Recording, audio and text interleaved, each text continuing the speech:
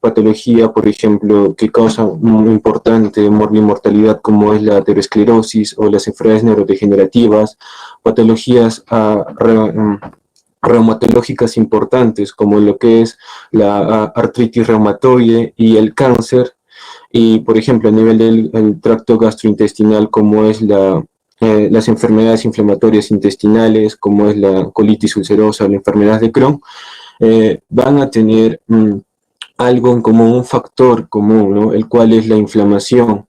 Y dicho esto, es importante saber o determinar, ¿no?, que ya a modo introductorio, que la inflamación básicamente va a ser el factor determinante, tanto en algunos casos etiológico como en otros casos fisiopatológico, ¿no?, en muchas de estas enfermedades que vemos a lo largo, ¿no?, de la práctica clínica diaria.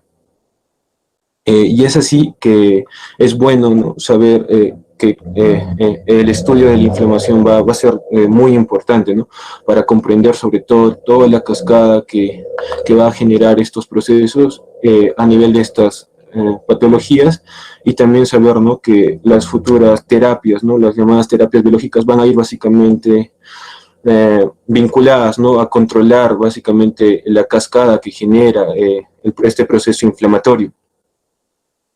Conviene recordar que para definir una patología, una entidad, es importante definirla, ¿no? Y vamos a ver en la literatura distintos tipos de definición, ¿no? Acá les traje dos principalmente, que me parece muy importante para la comprensión de esta. La definición clásica, ¿no?, que le dan autores ya muy antiguos, ¿no?, que fueron trascendentales en la historia de la medicina, la cual se conoce, ¿no?, como los signos cardinales de la inflamación, ¿no?, como es rubor, calor, dolor, tumor y pérdida de la función. Y básicamente, ¿no?, si somos muy analíticos en esta definición, notamos que es más que todo un aspecto descriptivo de la consecuencia que causa una inflamación. Pero algo quizá más entendible o más pedagógico sería inflamación, pero desde un punto funcional. Y es ahí, por ejemplo, donde entendemos a la inflamación como una respuesta protectora del organismo frente a estímulos lesivos, nocivos, ¿no?, las llamadas noxas.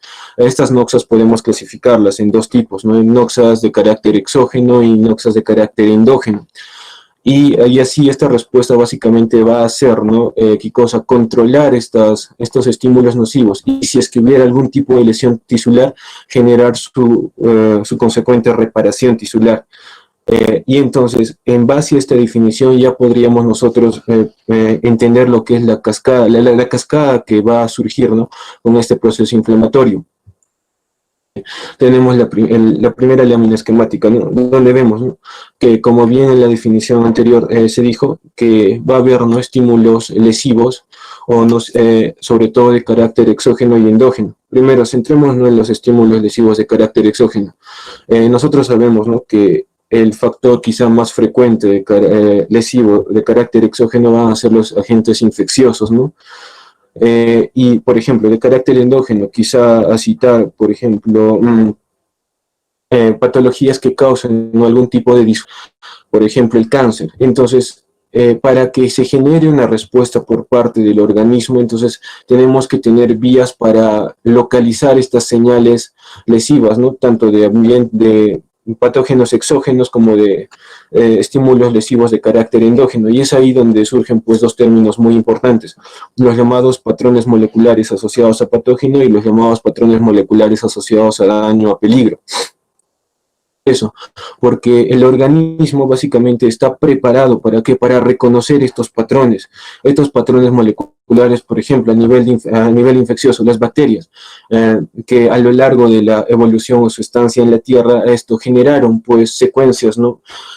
Secuencias básicamente de proteínas o aminoácidos, claro, muy específicos, que se conservaron a lo largo de toda la evolución, ¿no?, junto con el hombre. Y es ahí donde el organismo generó receptores para reconocer esta codificación de aminoácidos de proteína que se encuentran en distintos tipos de, por ejemplo, de patógenos infecciosos, como son las bacterias. Y es ahí donde surge el otro concepto importante, ¿no?, que el hospedador va a presentar receptores de reconocimiento de patrones.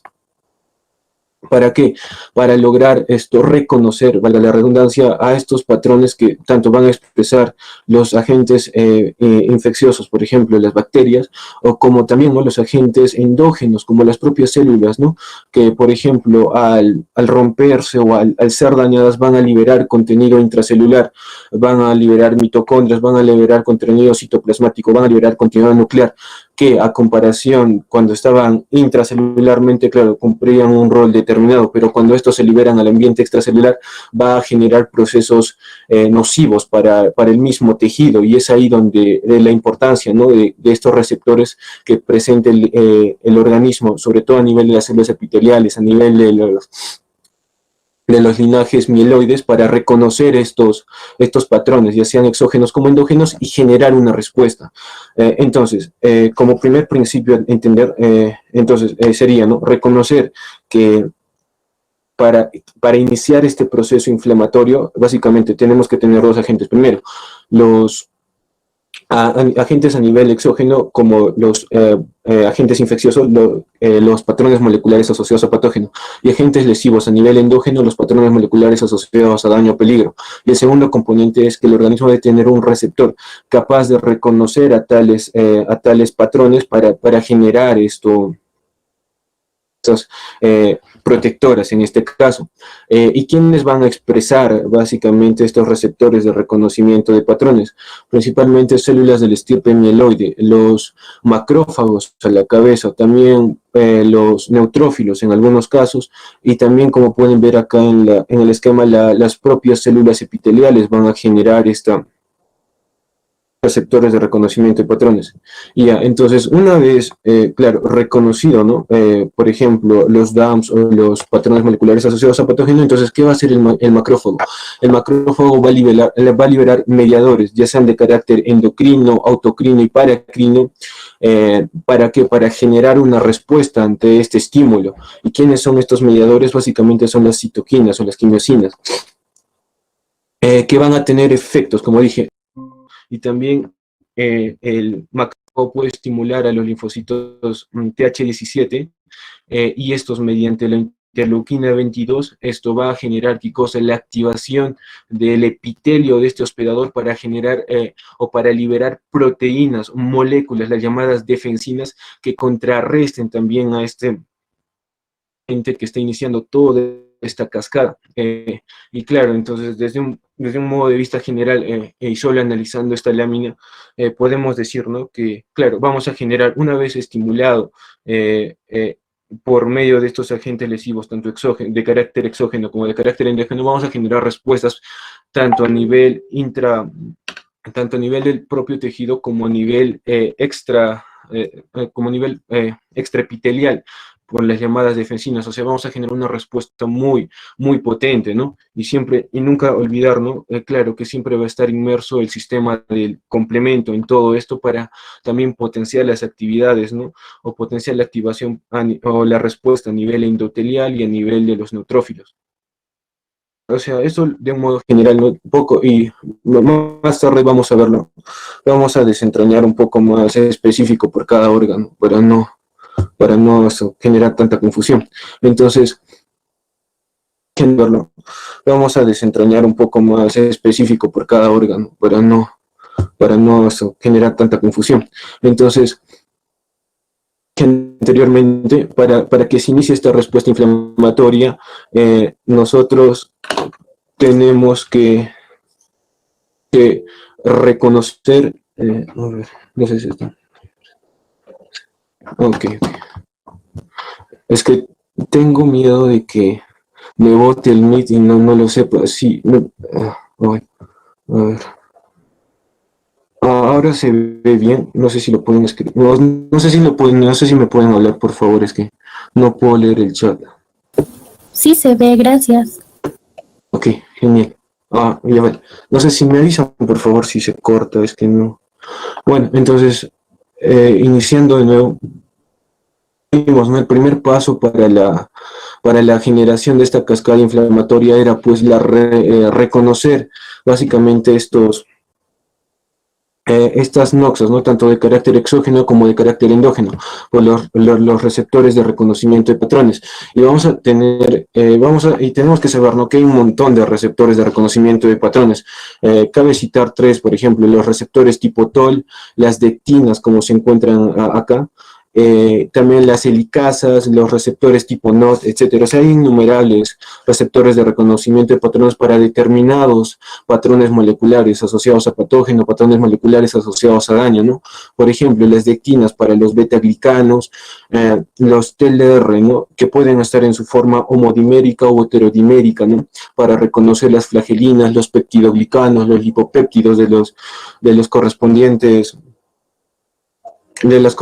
agentes patógenos, sobre todo infecciosos, ¿no? Si se trata, ¿no?, de patrones moleculares asociados a patógenos. Entonces, ¿qué va a hacer? Todo esto, toda la activación de estos receptores de reconocimiento de patrones va a generar respuestas intracelulares. Va a generar vías de señalización y fundamentalmente para activar tres tipos de moléculas de señalización. Tenemos el factor inducible de interferón, tenemos la proteína activadora tipo 1 y tenemos el factor nuclear Kb. O sea, toda la cascada de señalización que se inició mediante el reconocimiento de los patrones moleculares asociados a patógeno por los receptores de reconocimiento de patrones, a las finales van a converger en tres moléculas de señalización muy importantes: el factor nuclear Kb, la proteína activadora 1 y el factor inducible de interferón. ¿Para qué? Para que estos vayan al núcleo y generen la expresión y la generación de mediadores proinflamatorios, como son las citoquinas, las quimiosinas, el interferón tipo 1, ¿no? Principalmente. Entonces, claro, es importante recordar, ¿no?, y resaltar que para que haya un proceso inflamatorio, primero, tenemos que reconocer básicamente los productos, acá le pongo microbianos, pero también pueden ser productos exógenos o endógenos derivados de agentes lesivos, ¿no? ¿Para qué? Para generar señales que generen, ¿no?, una respuesta inflamatoria y así contener a este proceso lesivo, ¿no? Podemos decir ahorita, ¿no?, que la inflamación básicamente es una respuesta temprana, solapada pero única, ¿no?, hacia lesiones de carácter exógeno y endógeno, ¿no? Y acá tenemos ejemplos de carácter exógeno. Por ejemplo, los más frecuentes son las infecciones, ¿no?, que pueden ser bacterianas, sobre todo gram positivas, gram negativas, los hongos o los virus. Y de carácter endógeno, ¿no?, las lesiones tisulares, ¿no? Por ejemplo, un infarto agudo de miocardio va a generar necrosis celular, y esta necrosis celular a liberar pues su contenido intracelular, y ya sabemos, ¿no?, que el contenido intracelular va a ser, el contenido de una célula va a ser muy diferente. O sea, las moléculas que se encuentran intracelularmente van a tener un comportamiento diferente al que se encuentran cuando se encuentran extracelularmente. Si sigo transmisión, ok, ya, y sigamos. Ya, bueno, entonces ahora tratamos de hablar un poco sobre las consecuencias que va a traer este proceso inflamatorio. Por ejemplo, a nivel vascular, ¿qué vamos a generar? Vamos a generar la llamada vasodilatación, ¿no? Y esto es ¿por qué? Porque estas citoquinas, ¿no?, que acá dijimos, ¿no?, que se van a producir, ¿no?, por la activación de toda esta cascada, van a activar sobre todo a los mastocitos. Y estos mastocitos tienen una función importante, que es liberar histamina. Y esta histamina es un potente vasodilatador, sobre todo del músculo liso, de las arteriolas. Y no solo de las arteriolas, también de un componente muy importante del lecho capilar, de los esfínteres precapilares. Y me atrevería a decir, ¿no?, que la histamina tiene quizá un efecto muy importante, más que en la arteriola o en las vénulas, en los esfínteres precapilares, porque son estos que están compuestos por absolutamente, o sea, casi un 100% liso, y el músculo liso es muy sensible a la vasodilatación hecha por la histamina. Entonces, ¿qué pasa? ¿No? Tenemos acá nuestro lecho capilar, donde tenemos un polo arteriolar y un polo venular, y dentro el lecho capilar, ¿no? Entonces, ¿qué pasa? El flujo sanguíneo en un estado normal está bien controlado por estos esfínteres precapilares que regulan el flujo sanguíneo el paso del flujo sanguíneo del lado arteriolar y al lado venular, para que no haya tanta congestión en este sistema, ya que por el lado venular no tenemos estos esfínteres postcapilares, ¿no? ¿Y qué pasa cuando hay un estado inflamatorio? Básicamente el mastocito libera pues la histamina, y esto a su vez va a generar que la apertura, ¿no?, de esto, o la dilatación de este esfínter precapilar, y eso va a generar que el flujo sanguíneo que está viniendo por el lado arteriolar pase con mucha fuerza hacia el lado venular. Que las arteriolas y las vénulas tienen quizá un poco componente Julio, de músculo, pero lo ¿me tienen. escuchas? Eh, Julio, se te escucha entrecortado.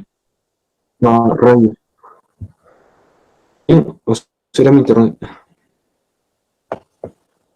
¿Se me escucha bien ahora? Sí, se escucha normal. Oh, vale. No, se escucha bien con el chat. Ok. Así vemos entonces. Listo, perfecto, dice que se escucha bien. Ok. Entonces yo creo que me quedé aquí.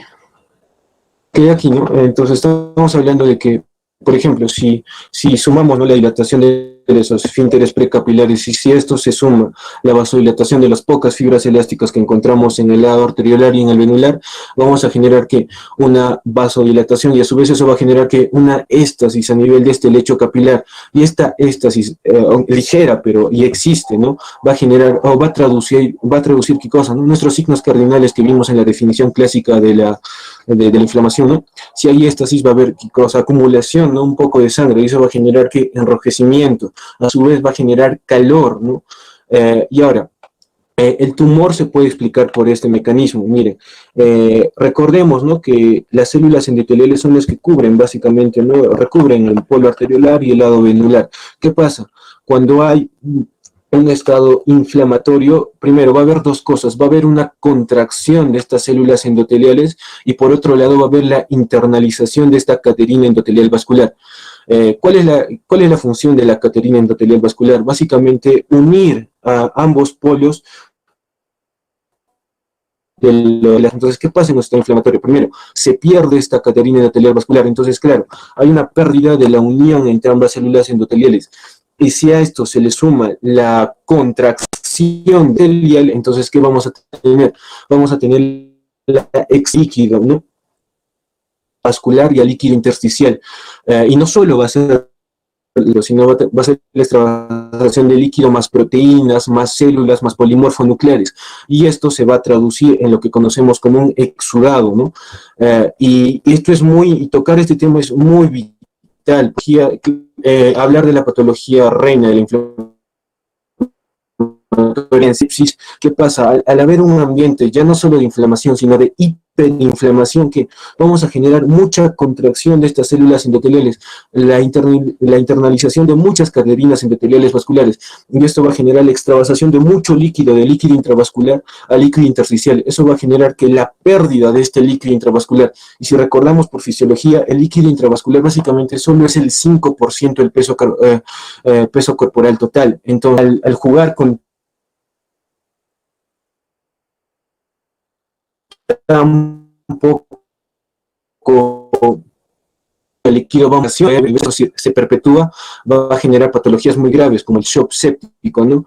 Y este era un cuadro, ¿no?, para comprender básicamente que de todo el contenido, de todo el agua corporal total que tenemos en el organismo humano, el líquido intravascular suma solo una muy poca cantidad, que es el 5%, en este caso solo son 3 litros, ¿no? Esto lo saqué del Gaito. Entonces, claro, jugar o mantener un equilibrio con tan poco contenido de líquido resulta muy importante, ¿no?, en procesos hemodinámicos, y si perdemos este líquido por mecanismos como la contracción endotelial o la internalización, ¿no?, de la caterina endotelial vascular, que va a generar la extravasación de líquido, o va a tener repercusión importante en la hemodinámica, ¿no?, de un paciente. Por otro lado, el endotelio va a tener un comportamiento bifásico. ¿A qué me refiero? A que en un estado de salud el endotelio se comporta en un estado anticoagulante. Y para mantener un estado anticoagulante el endotelio va a tener que jugar un equilibrio muy importante con las proteínas procoagulantes y anticoagulantes. O sea, perdón si los estoy confundiendo. Para que haya un estado anticoagulante, el endotelio tiene que equilibrar la interacción entre proteínas procoagulantes y anticoagulantes. ¿Y cuáles son estas proteínas? Por ejemplo, tenemos la trombomodulina, el factor tisular, el factor de von Willebrand, el inhibidor, el activador del plasminógeno tipo 1 y la proteína C activada. Entonces, ¿qué pasa en un estado inflamatorio?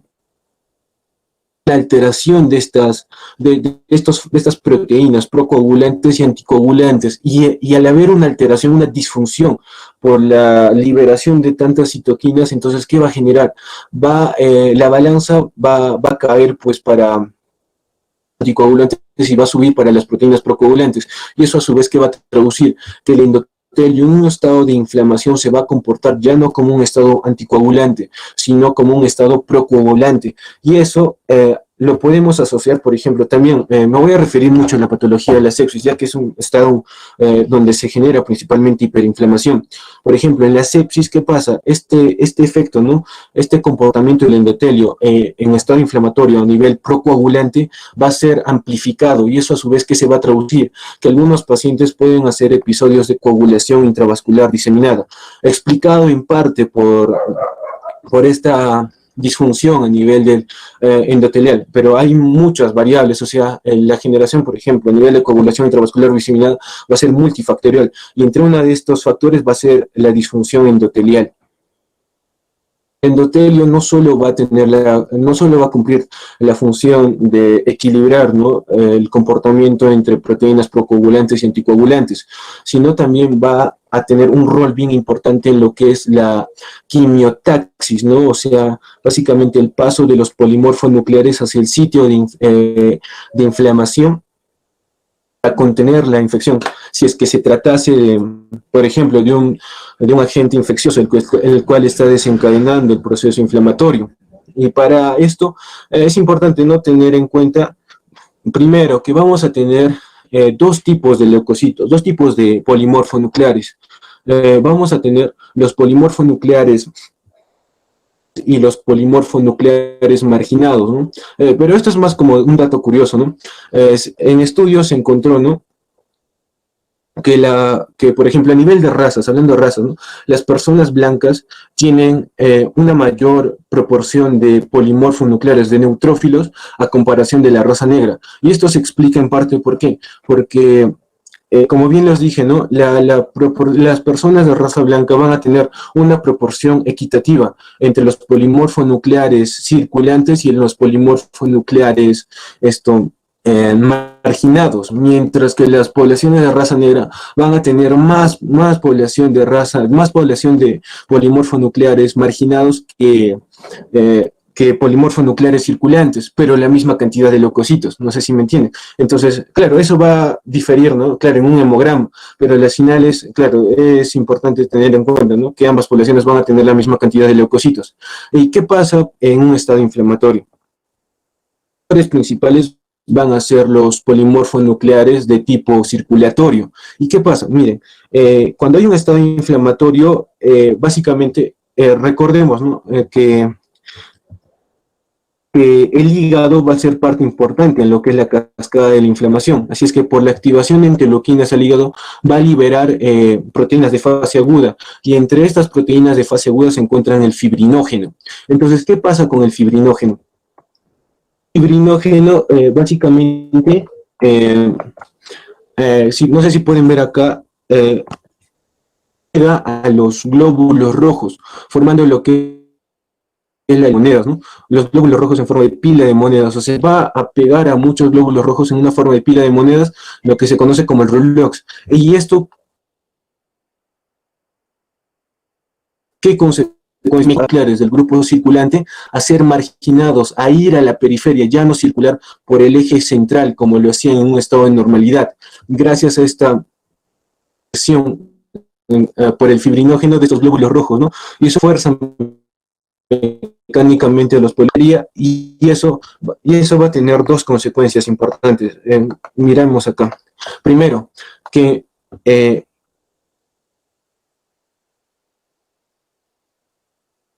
morfonuclear periferia es expresar básicamente las selectinas, ¿no?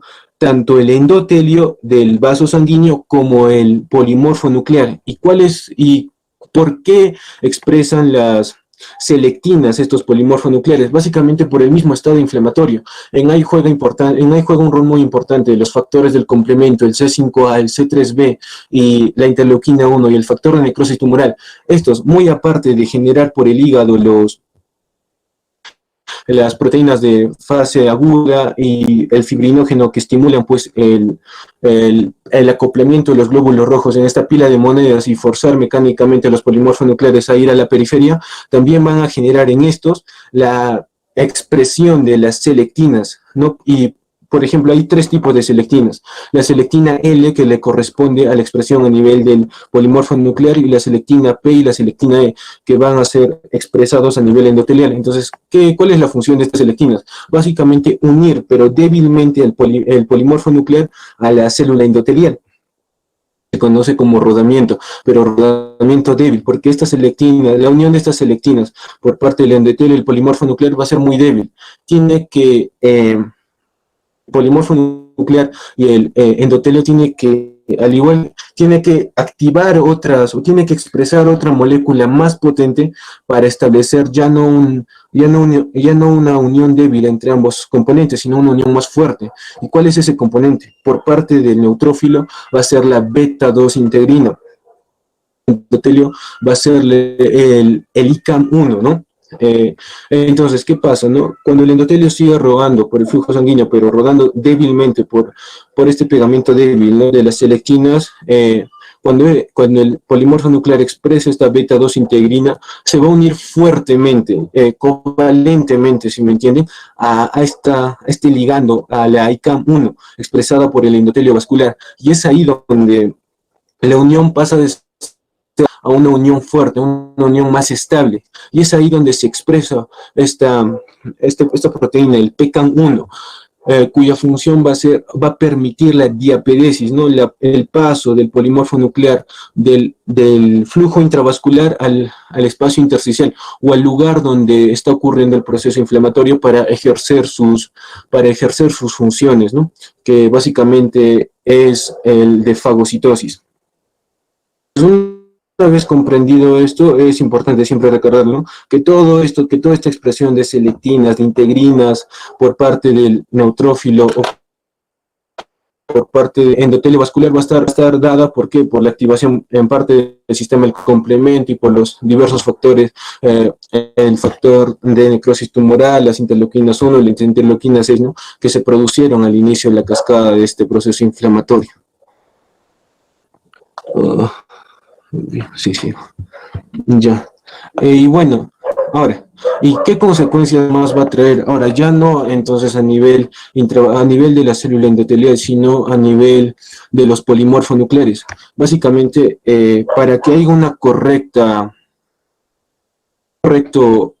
control, ¿no?, del proceso que está desencadenando la inflamación, en este caso, por ejemplo, la infección, entonces las citoquinas, las quimiosinas que se habló, el interferón gamma, ¿qué tienen que hacer? Primero, tienen que capacitar a los macrófagos, a los neutrófilos, para que hagan un correcto control, ¿no?, de la infección en este caso. Primero, ¿no?, para que haya una buena fagocitosis, tenemos que cumplir tres pasos principalmente: la opsonización, la digestión y la muerte intrafagosomal, ¿no?, por parte del macrófago. Entonces, primero, ¿cuáles son las principales opsoninas que se liberan para que haya una correcta fagocitosis? Tenemos tres principalmente: la proteína C reactiva, tenemos anticuerpos de carácter inmunoglobulina G y tenemos el producto C3B del complemento. Estas tres moléculas van a opsonizar, ¿no?, la bacteria en este caso, o a cualquier agente que está produciendo o está desencadenando el proceso inflamatorio, y van a fagocitarlo, ¿no? Entonces, cuando se fagocita, es importante tener en cuenta lo que es el sistema de mieloperoxidasa dependiente de oxígeno. ¿Por qué? Porque este va a ser quizá el mecanismo más importante para controlar un proceso inflamatorio y o infeccioso. Miren, este sistema mieloperoxidasa dependiente de oxígeno, que lo tienen principalmente neutrófilos, es que cuando fagocitan a este caso, primero van a tener que gracias a este complejo enzimático, nicotina, adenina, dinucleótido, fosfato, reductasa oxidado, va a tener que oxidar al oxígeno, va a tener que oxidar un oxígeno, y al oxidar este oxígeno va a liberar radicales libres, como el superóxido, y gracias a la superóxido dismutasa vamos a liberar pues el peróxido de hidrógeno. Ahora este peróxido de hidrógeno va a tener dos funciones. Una, si se acopla al hierro por la reacción de Fenton, va a cumplir una función sobre todo en la formación de glucosa 6-fosfato deshidrogenasa. Pero ¿cuál va a ser la otra función del peróxido de hidrógeno? Que gracias a la unión del cloro, peroxidasa, este peróxido de hidrógeno se va a convertir en el radical hipocloroso, que conocemos como lejía, ¿no? Entonces este va a ser quizá el agente bactericida más importante, ¿no? Por parte de los neutrófilos para ejercer una correcta fagocitosis y eliminación de la bacteria cuando vimos todo este proceso, ¿no?, de capacitación de los polimorfonucleares o de los macrófagos para poder contener y para poder matar al agente que está desencadenando la causa inflamatoria, en este caso de carácter infeccioso. Y es así en parte que se puede explicar, y es así como se puede explicar proceso a grandes rasgos de lo que es la culminación, ¿no?, de la inflamación con la consecuente activación de los macrófagos en el sitio de inflamación, y con la consecuente la consecuente actividad microbicida, ¿no?, hacia los agentes que están desencadenando este proceso inflamatorio. Esta lámina era solo para contarles, ¿no?, que a nivel hepático vamos a tener, pues, gracias a este ambiente inflamatorio, la generación y liberación de las proteínas de fase aguda, que se cuenta que es hasta un 25%. Tenemos los inductores principales, tenemos la interleuquina 6, la interleuquina 1, los factores de necrosis tumoral alfa y el interferón gamma. De estos, el principal inductor es la interleuquina 6. Liberar proteínas de fase aguda como la ceruloplasmina, la lactoferrina, el complemento fibrinógeno, proteína C reactiva, que como vimos van a cumplir una función determinada en el distinto tipo, en cualquier tejido, ¿no?, para generar un proceso de contrarregulación a esta generación de inflamación. Y también van a caer algunas proteínas de fase aguda, como es la globulina, la transferrina y la transtiretina. Y en general podemos decir que la liberación de estas proteínas de fase aguda también van a generar a nivel sistémico una marcada atrofia muscular, una anorexia o deterioro del crecimiento. Claro, si la liberación de estas proteínas de fase aguda se perpetúa en el tiempo. Y bueno, por otro lado, es importante recordar este cuadrito, que me parece muy importante, porque si solo nos fijamos en esta parte superior de la imagen, estos tres desencadenantes van a tener consecuencias también a nivel del sistema inmunitario. ¿A qué me refiero? Cuando hacen periodos de hiperinflamación, van a ser también periodos de inmunosupresión. Una inmunosupresión, ¿y por qué está dada? Por lo mismo que se repite a cada rato, ¿no?, la liberación de estas citoquinas que van a causar una disfunción celular, sobre todo a nivel de las células T, van a cambiar la polarización de las células T a unas células TH2, van a disminuir la expresión de las células T reguladoras, van a cambiar fenotipos de macrófago, ¿no?, que el macrófago pasa de un fenotipo M1 a un fenotipo M2, y de células dendríticas, va a generar que las poblaciones de la insulina por lo que es el páncreas, el aumento de la frecuencia respiratoria, el aumento de la frecuencia cardíaca, un enrojecimiento, un rubor a nivel del hipotálamo, va a haber un cambio en la temperatura, va a haber enrojecimiento, y va a haber también respuestas de estrés neuroendocrino. O sea, en conclusión, en base a esta lámina podemos decir que este proceso inflamatorio va a generar efectos sistémicos también en el paciente. Y acá el ejemplo que lo da es, es gracias a una ruptura de la piel, ¿no? Que va a generar también lo mismo que comentamos anteriormente, ¿no? La vasodilatación, luego la consecuente reclutamiento de macrófagos, de neutrófilos, y eso va a generar, ¿no? La producción de citoquinas, y estas citoquinas son encargadas básicamente de estas consecuencias sistémicas que va a traer al cuerpo humano. Y como vimos, entonces, para generar esta respuesta hacia un agente lesivo, claro, o sea, se liberan citoquinas proinflamatorias, pero vimos que estas citoquinas proinflamatorias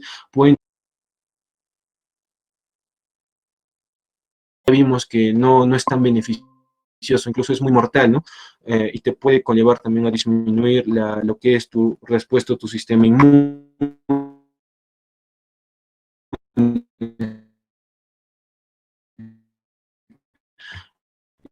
Por eso un poco no es, sino que es un proceso activo que va a implicar la reprogramación funcional de las células a través de mediadores antagónicos, en este caso la interleuquina 10 y todo, que van a perpetuar esta vía antiinflamatoria, como es la interleuquina 1, interleuquina 1R2 o la prostaglandina C2, o hasta las mismas proteínas de fase aguda, como la alfa-1 antitripsina o la interleuquina RA.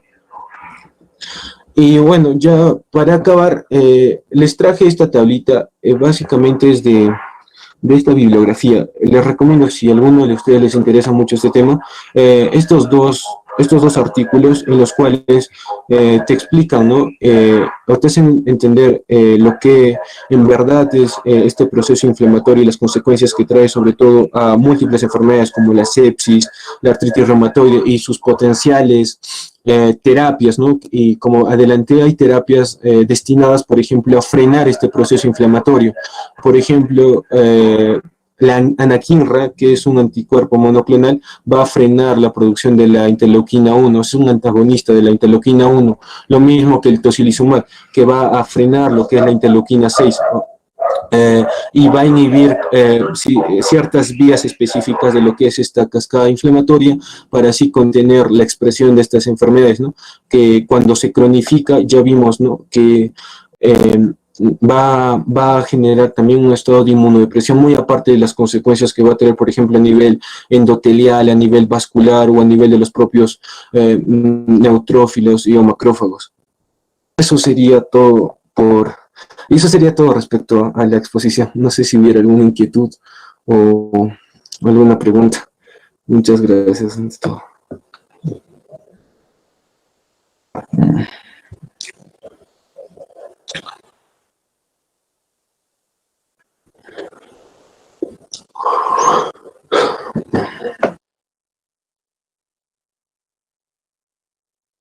Chicos, buenos días. No sé si Leo está presente. Todavía está mal. Ya. Si alguien tiene unas preguntas, por favor, los deja por medio del chat para que las pueda leer.